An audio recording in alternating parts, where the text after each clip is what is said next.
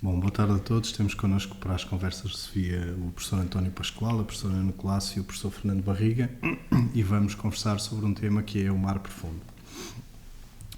E eu penso, quando penso no mar profundo, se nós pensarmos na extensão da plataforma continental, aquilo que ela, se calhar o desafio que ela mais significativo que ela traz é justamente o mar profundo. E quando pensamos no mar profundo, temos que pensar várias vertentes do mar profundo, os recursos que lá estão, desfazer um bocado o mito do mar profundo. Certamente que o mar profundo todo, em toda a sua extensão, não será uma oportunidade, haverá oportunidades aqui e acolá e todas diferenciadas. E depois há as questões associadas à exploração do mar profundo e destes recursos, a degradação do ambiente marinho e por aí fora e o que isso implica. Temos que fazer uma exploração sustentável destes recursos e depois há toda a capacitação desta atividade de exploração destes recursos, a capacitação dessa exploração, mas não só. Nós temos que desenvolver a capacidade para explorar estes recursos, mas também temos que desenvolver as capacidades necessárias para monitorizar estes recursos, outros recursos que lhes são adjacentes e dos quais que são influenciados pela exploração destes recursos do mar profundo, e também as atividades humanas que se desenvolvem à volta destes recursos. E se calhar eu terminava este meu enquadramento, ou esta conceptualização daquilo que o mar profundo encerra, sem querer com isto fechar todo a conversa, mas se calhar lançava primeiro o desafio aqui ao professor Fernando Barriga para nos esclarecer, ou pelo menos tentar focar um pouco mais nesta questão sobre os recursos. Afinal, que recursos é que nós podemos encontrar no nosso mar profundo? São eles exploráveis ou não? E são ou não recursos dignos desse nome? Sim, senhor, com muito gosto. Pois o mar profundo é o lugar onde se encontram vários tipos de recursos minerais que foram descobertos desde o finais do século XIX, no caso dos nódulos e das crostas polimetálicas, mas sobretudo nas últimas décadas, como resultado de um esforço científico coordenado para conhecermos os fundos marinhos, que ainda hoje apenas conhecemos menos de 5% dos fundos marinhos, mas cada vez que olhamos para uma nova faceta desses sistemas, aparece qualquer coisa que ou revoluciona a nossa maneira de pensar sobre a própria Terra ou sobre os recursos, ou ambos. E, nesse sentido, alguns dos tópicos de recursos minerais que estão a preocupar os dirigentes políticos do mundo inteiro têm possibilidade de solução em sistemas submarinos, em sistemas de mar profundo. E isso, enfim, tem que ser equacionado não só em função da necessidade desses recursos, mas também, como o Sr. Comandante já disse, na necessidade de preservar o ambiente marinho. De qualquer forma, há um grande potencial.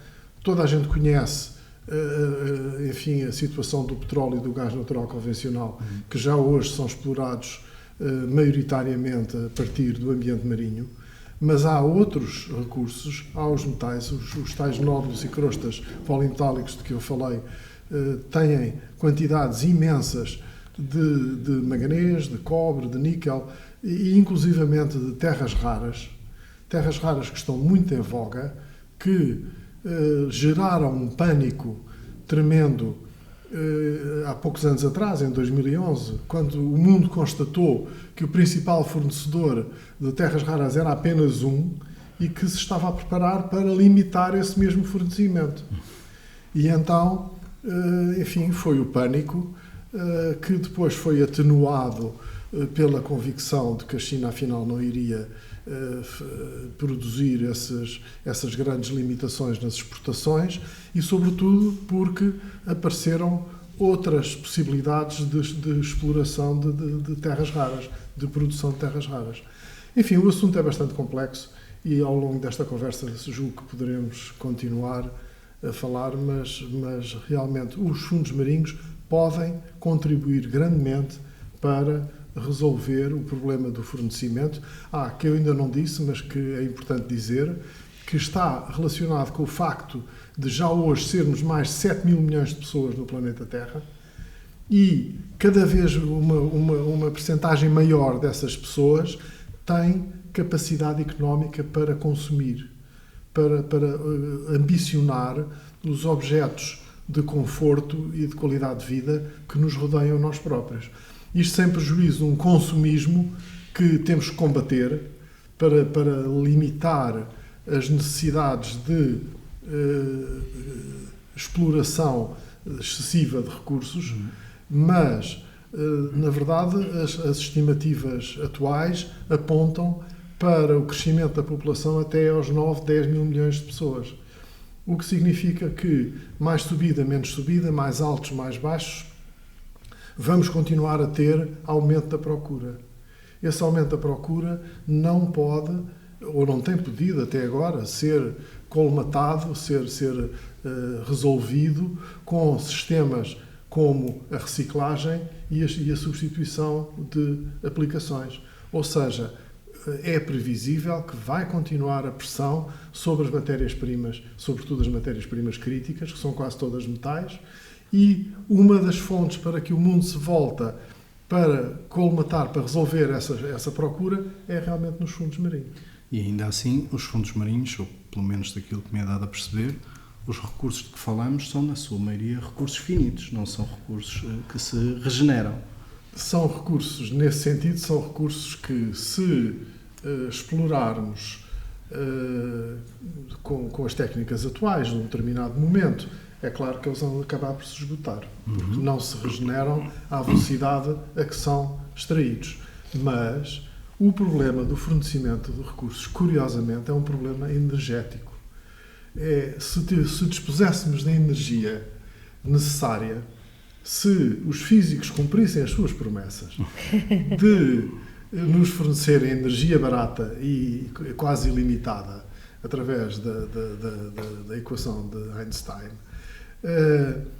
nós não teríamos qualquer problema, a indústria mineira não teria qualquer problema em fornecer todos os elementos que estão em uso na indústria, porque qualquer metro cúbico de qualquer rocha contém quantidades analisáveis de todos os elementos da tabela periódica. Todos os elementos naturais, é claro. De maneira que o problema, em última análise, é um problema energético. Os geólogos, à medida que aumenta a procura, têm sido capazes de encontrar novas reservas. As reservas não são estáticas. Ou seja, se hoje há 100 milhões de toneladas de reservas de minérios de cobre, se o preço subir, se aumentar a procura, o que acontece é que as reservas aumentam também. Mas isto é limitado pela energia necessária para fazer essa exploração. Portanto, há teores mínimos que são necessários encontrar, e é aí que o mundo se volta para novas fontes de fornecimento, incluindo os fundos marinhos. Muito bem. E, professora Ana Colasso, o que é que isto lhe suscita na sua área de experiência e conhecimento? Bem, deixa-me só corrigir, eu não sou professora, sou investigadora, sou doutora.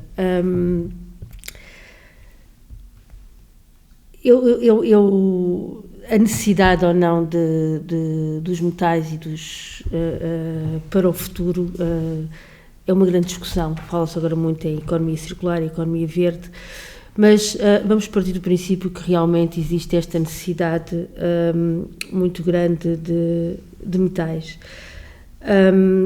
Entre aquilo, o nosso fundo marinho, essa nossa grande extensão, entre existir o recurso e ele ser explorável, vai uma grande distância, por várias razões, aqui como o professor Fernando Barriga disse, desde os teores de metais das diferentes rochas, desde a energia e os custos da sua exploração e por aí fora.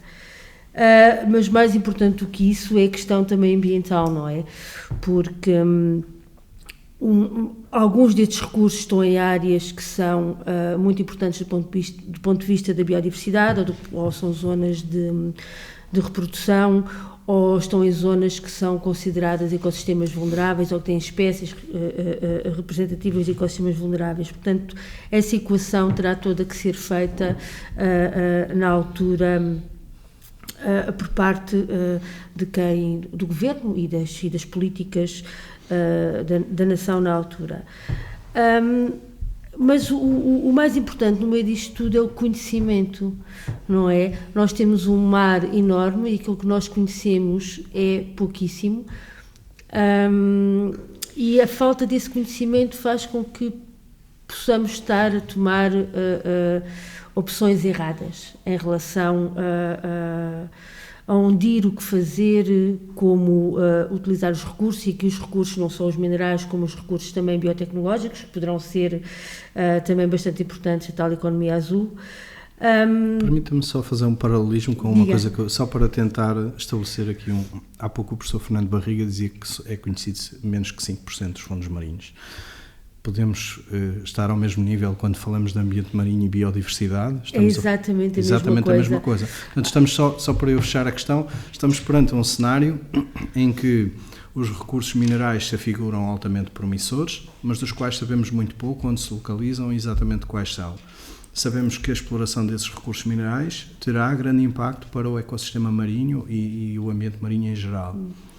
Mas de resto também sabemos muito pouco sobre esses ecossistemas e esse ambiente marinho, e portanto estamos aqui perante um círculo vicioso. É verdade esta minha assunção? Mais ou menos, é assim, logicamente que nós utilizamos como proxies, ou seja, se eu sei que este grupo de espécies que eu encontro, apesar de não saber que espécie que é, tem determinado comportamento, digamos que cresce até aos 5.000 anos e reproduz pela primeira vez aos 500 anos apenas com 2 ovos, e que na população são 500 fêmeas e um macho, eu digo assim, quer dizer, a probabilidade disto acontecer ali ao lado é muito grande, e portanto daí estar-se cada vez mais a apostar na modelação, nos modelos preditivos de encontrar as espécies.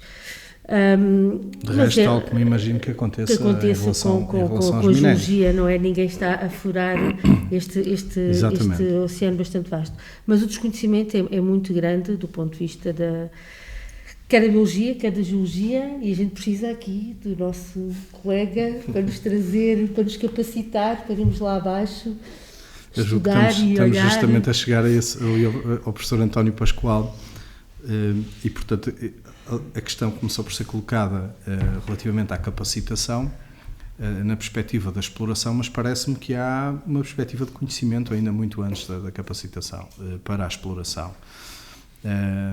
A capacitação poderá ser mais ou menos genérica, mas a dada altura é preciso começar a especializar esta capacitação. Uma coisa é sensores, outra coisa é começarmos a operar e a recolher amostras para depois podermos analisar e outras coisas relevantes. E, portanto, a minha pergunta é qual é que é o estado da arte, e do ponto de vista da capacitação eu tenho aqui outras questões para colocar, mas gostava de ver. Eu sou uma pessoa da engenharia e tenho tido a sorte de conviver com pessoas como a Ana e o Fernando que muito me ensinaram, e lá vou aprendendo de ouvido o que é importante nestas coisas da biologia, da geologia e tudo mais. E é fácil entender que, no fundo, a minha área que tem a ver com a robótica marinha, o que fornece a pessoas das áreas das ciências do mar é, de facto, um invólucro que transporta de maneira segura sensores de um lado para o outro, não é? No fundo, é um braço estendido dos humanos que transporta os ouvidos e os olhos. E é preciso utilizá-los para fazer a exploração e o estudo do oceano profundo. Portanto, aí gosto talvez mais da nomenclatura exploration and exploitation, não é? Portanto, quer para uma coisa como a outra, ou para a outra, não há dúvida que temos que ter plataformas, a que podemos chamar robôs, que estão equipados com sensores que olham e que escutam, porque a acústica e a parte da visão são extremamente importantes. Isso coloca desafios fantásticos, não é? Portanto, a nível mundial é óbvio que há países extremamente avançados, como os Estados Unidos, o Japão, por exemplo, ou a França, ou a Inglaterra, não é? Há os tradicionais, que são os rovos, que temos um exemplar único em Portugal, que é utilizado pela MEPC, que vai, salvo erro, a 6.000 metros de profundidade.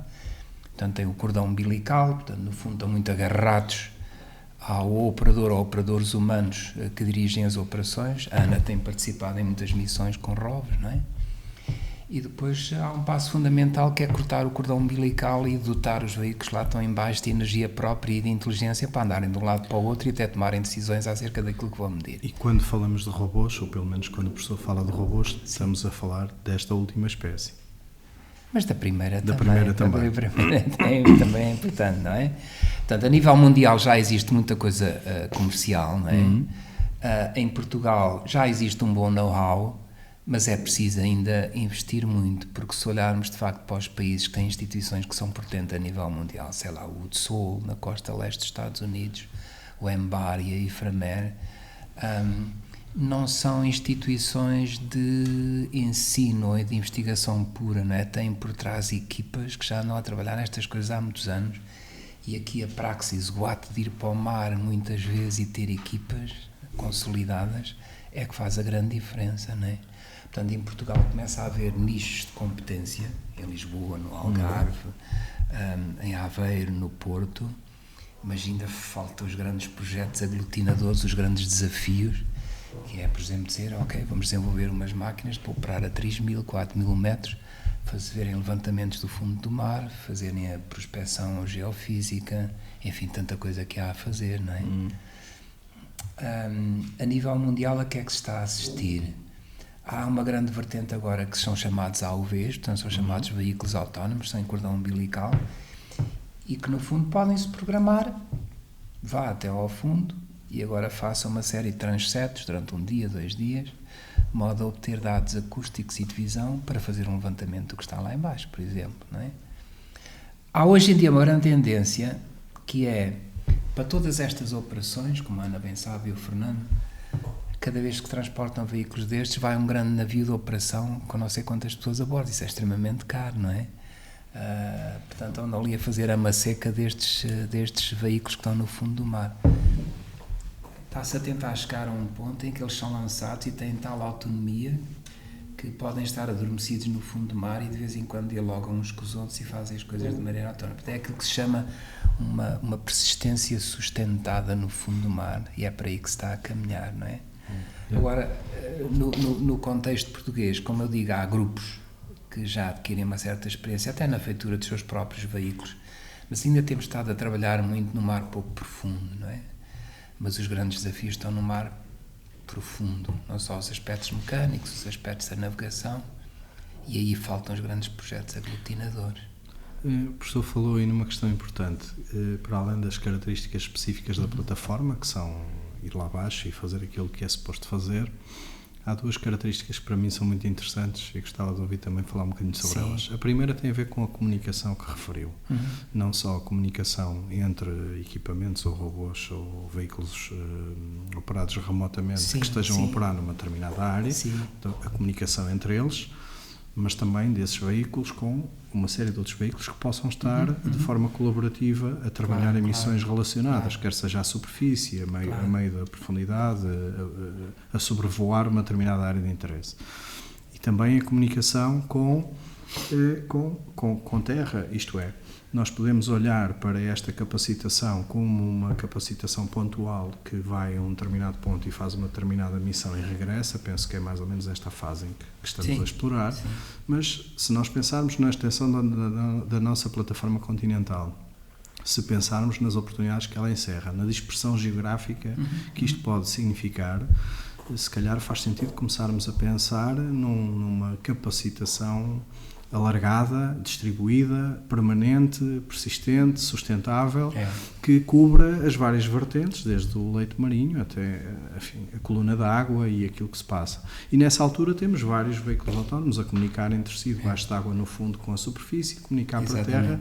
Não podemos, da mesma forma como não podemos colocar um navio 6 meses a apoiar uma operação de robôs, também não podemos estar 6 meses à espera de dados de monitorização que se calhar faz sentido monitorizar em tempo real, quanto mais não seja as pressões humanas no ambiente e nesses recursos. Portanto, a comunicação é um aspecto que me interessa, a comunicação debaixo de água, gostava de ouvir um bocadinho falar sobre isso, mas também outra questão que tem a ver com a sustentabilidade, com a energia, isto é, aquilo que exige equipas de apoio e uma persistência de humanos ou navios e que onera é a energia para estas plataformas, para que elas possam ter a sustentabilidade. Exatamente. E, portanto, aqui também a necessidade de se começar a pensar, se aqui ainda não é o caso, em plataformas autónomas, elas próprias capazes de gerar energia e de as fornecerem a veículos autónomos. Se calhar estou a forçar a barra, mas enfim, estou aqui a desenhar um quadro. A primeira parte é muito importante, porque nós estamos a abandonar a fase, eu lembro há cerca, no volta de 2000, foi quando começámos a ir mais sério para os Açores, e a nível mundial o ato de ter um veículo na água já era suficiente para nos meter a tremer, não é? Acabámos de fazer uma missão nos Açores em que tínhamos 5 veículos na água e a nível mundial está-se a assistir isto. Portanto, quando tem vários veículos a cooperarem uns com os outros, sei lá, para fazer um levantamento mais rápido ou para fazer levantamentos juntos de zonas muito complexas em que há veículos especializados, faz a detecção dos obstáculos e avias aos outros e depois coordena para aí adiante, eles têm que falar uns com os outros e coordenar-se, não é? Claro. E de vez em quando têm que comunicar também através da coluna d'água com navios de apoio à superfície ou outras plataformas de apoio. E aí tem que ser por acústica. Não é? Portanto, a parte da comunicação acústica é extremamente importante, coloca um grande desafio. Felizmente as coisas mudaram muito. Nos últimos 10 anos as coisas mudaram muito. Não é? Portanto, hoje em dia já existem sistemas comerciais de chave na mão que permitem aos veículos não só comunicar uns com os outros, mas também saber onde é que estão uns em relação aos outros, não é? E depois temos que recortar as estratégias para fazê-los cooperar uns com os outros. Portanto, em termos das comunicações, as coisas estão aí no bom sentido.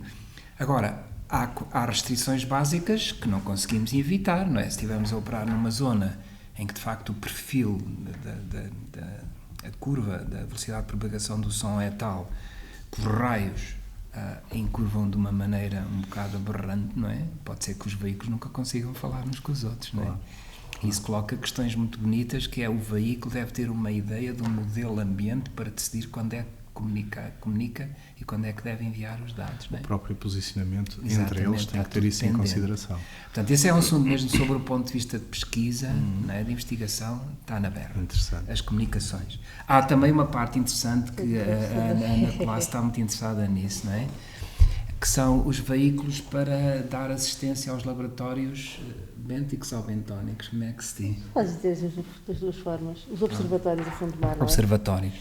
E para extrair dados, há muita gente que está enfim, a enverdar pelas comunicações ópticas, mas isso é muito curta distância. Claro. Muito curta distância. A parte da energia é mais complicada, não é? É muito mais complicada. As pessoas da Iframer estão muito a atender para situações em que têm um módulo capaz de produzir energia, depois os veículos que estão à volta vão-se lá recarregar de vez em quando, mas continua o problema, como é que se dá energia para esse módulo que está lá em baixo, claro, não é? Claro. Bom, enfim, mas são as duas grandes vertentes. Aos cabos, quer dizer. Sim, mas os cabos... São caros, mas há os cabos, não é? Nos Estados Unidos e no Canadá tem observatórios de fundo do mar com cabos que dão energia e recebem dados, e que tem uma quantidade de sensores e estão a utilizar a coluna d'água, o fundo do mar, e, portanto, poderá, não quer dizer que seja opção para todos os locais, não é? Houve vários projetos europeus no qual Portugal esteve envolvido, em que fizeram estudos de feasibilidade e custos. Inclusive aqui o IDL, nós temos custos de operação e de instalação, o CAPEX, OPEX, e realmente para ir ali para a crista média atlântica é caro, muito caro. Mas há pontos, como no Mediterrâneo, em que os italianos têm um cabo com sensores, porque é junto à costa, um mar profundo, e conseguem detectar problemas de som, não é? Tem hidrofones e detectam desde todos os mamíferos marinhos a barcos, pescadores, tudo e mais alguma coisa. Tem assim um pequeno delay devido a questões de defesa, não é por causa dos navios militares, mas é uma solução mista. Há observatórios que têm, portanto, estão ancorados no fundo do mar e são carregados à superfície via solarmente, continuamente, e depois transmitem energia por cabo para os sensores que têm no fundo. E depois há as baterias de lítio, que estão todas no fundo do mar e que de ano a ano são mudadas por forma a que os sensores continuem a conseguir enviar dados e recolher dados. Professor Fernando Barriga, agora que estamos no fundo e que conseguimos, enfim, pôr as nossas plataformas lá em baixo e que elas colaboram umas com as outras e que tudo corre bem, qual é o esforço necessário para extrairmos alguma coisa que se veja e que justifique todo este esforço? Antes de responder à sua pergunta, gostaria de acrescentar aquilo que disseram o António e a Ana sobre a energia necessária para os aparelhos que se movem no fundo e que trabalham no fundo, é que os campos hidrotermais submarinos, por exemplo, dissipam uma quantidade imensa de energia que se começa a falar em um dia aproveitar. E então isso seria a forma mais ecológica. Os biólogos riem-se. Mas começa a haver algumas cogitações sobre esse assunto. Mas indo à sua pergunta, que é menos futurista, temos, como já foi aqui dito hoje, temos que, em primeiro lugar, certificarmos que precisamos de fazer aquela mineração. E que aquela mineração é a mineração indicada para obter aquela vantagem, aquele benefício que nós queremos. E eu dou um exemplo relacionado com a nossa própria investigação. Os campos hidrotermais submarinos são muito famosos, muito espetaculares, produzem uma espécie de fumo negro, estão acompanhados de faunas extremamente interessantes, mas a quantidade de minério que está associada a um campo hidrotermal é uma grande incógnita quando descobrimos o campo hidrotermal. Porque os campos hidrotermais são descobertos a partir da dispersão dos metais na água do mar. Ou seja, o fundo liberta, como numa chaminé de uma fábrica, liberta uma espécie de fumo negro que se afasta progressivamente da sua origem. E essas partículas que se estão a afastar estão-se a perder em termos de reservas, em termos de quantidade de minério. Há processos que, muito provavelmente, são mais eficazes e que, embora produzindo menos libertação de fumo e, portanto, dificultando a detecção, mas que poderão conservar melhor o material que circula nesses sistemas hidrotermais. Nós temos feito muita investigação neste domínio e estamos atualmente envolvidos num projeto europeu que se chama Blue Mining, em que estes modelos vão ser testados no Atlântico. Vamos ter missões, bem a sul dos Açores, mas vamos ter missões para testar algumas dessas hipóteses. E, enfim, não sei se respondi. Mas sim, claro que sim, mas essa exploração do fundo marinho, se nós pudermos, será que podemos fazer uma analogia com aquilo que é uma exploração mineral na superfície da Terra? Enfim, eu penso nos robôs do professor Pascoal e penso no desafio que é minerar a Terra. E pergunto-me qual é que será o esforço e a capacidade que terão que ter estes robôs para amanhã fazer a mineração. Está a falar de exploração no sentido de exploração, não no sentido de prospecção ou investigação. Tal e qual. Okay. Estou a avançar. É mais complicado. Estou a avançar porque, no fundo, quando pensamos em explorar recursos, julgo que é disso que estamos a falar, ou seja, olhamos para o fundo do mar. Eu acho que agora vou explicar um bocadinho primeiro o que é que são recursos. Primeiro, o que é a exploração dos recursos? Como a Ana está a lembrar, uma coisa é haver uma rocha que nós achamos anómala e outra coisa é haver uma quantidade de material geológico que é suscetível de ser extraído num determinado local com benefício económico. Exatamente. Benefício económico que é uma coisa que pode ser definida. Em termos de uma empresa seria lucros, ao fim do ano haver dividendos para distribuir, em termos de um país ou de uma região, podem ser outras coisas relacionadas, mas terá que haver benefício económico.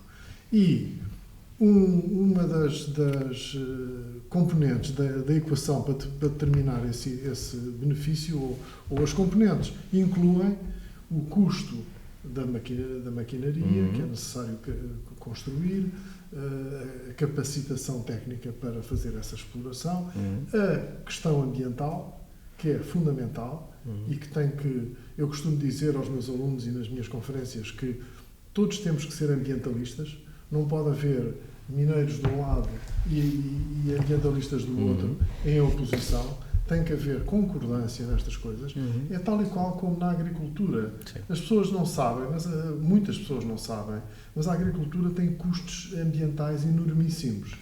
E, no entanto, não podemos prescindir da agricultura. É completamente impensável. Temos é que adotar as boas práticas agrícolas. A mesma coisa em relação às pescas. As pescas, todos sabemos o que as pescas têm feito à população dos oceanos. E, no entanto, podemos viver sem a pesca? Não, não podemos. Temos é que adotar práticas sustentáveis e defensáveis de pesca. Mesma coisa em relação à mineração. A indústria mineira hoje é capaz de se adaptar às regras necessárias e isso tem que ser feito. Agora, eu gostava de acrescentar aqui uma nota específica em relação a Portugal. Portugal não tem experiência de mineração submarina. E, na minha opinião, Portugal devia integrar alguns dos consórcios internacionais para exploração dos fundos marinhos profundos. Com uma cota pequena, não era numa fase inicial, não era para ganhar dinheiro com isso. Era para ganhar experiência, para ganhar e para pertencer a essas comunidades, receber os relatórios, poder enviar jovens para aprender e tudo isso. Isso não tem sido feito e é urgente, na minha opinião, que seja feito. De uma forma mais geral, há tecnologias que estão mais atrasadas que outras. A tecnologia para extração de nódulos de manganês, por exemplo, está relativamente avançada, assim como a tecnologia para os jazigos de sulfuretos maciços ligados aos campos hidrotermais. Já a exploração das crostas polimetálicas ou a exploração dos hidratos de metano estão atrasadíssimas comparadas com as outras. Portugal pode participar na definição dessas tecnologias? Pode, mas poderá tanto mais quanto tiver pessoas que sabem o que é que está a ser feito e o que é que a tecnologia atual já oferece. E isso, quanto a mim, está muito atrasado em relação ao nosso país. Eu queria acrescentar que, para além do Blue Mining, existe o Midas, que trabalha também com a indústria, foca-se essencialmente nos estudos de impacto, nos potenciais impactos dos diferentes tipos de mineração, desde os nódulos aos sulfuretos polimetálicos, crostas, hidratos.